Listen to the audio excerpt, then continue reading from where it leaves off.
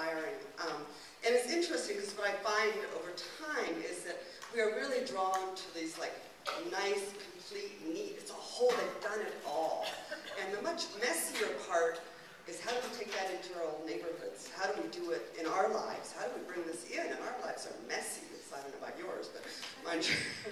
And that's really what I think the focus of what we've been doing in co-housing communities is taking, instead of the great ideal, how do you build community in a neighborhood in part of the town? So tomorrow at 10 o'clock, I'll be giving a tour of Nevada City Co-housing, which is just up at the top of Broad Street, where I live. 34-unit co-housing community. It's very much, it's not a separate whole utopia. It's a neighborhood that's very much part of Nevada City. It's an intergenerational neighborhood where we're not trying to be self-sustaining. We don't have our own economics. But we're doing the hard work of creating community. And I think that's the other thing I often find is there's such an interest in sustainability. And yet so much of sustainability is the social side, the community side. And frankly, that's the part we're really bad at.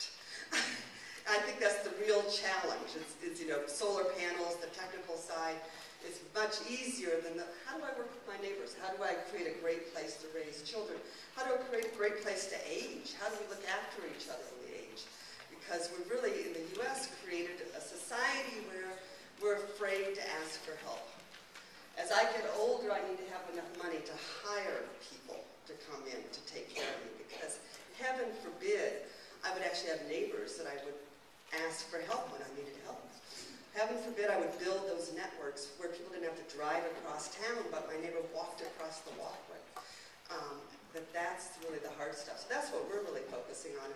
And we've been really blessed to work with co-housing communities all over the country.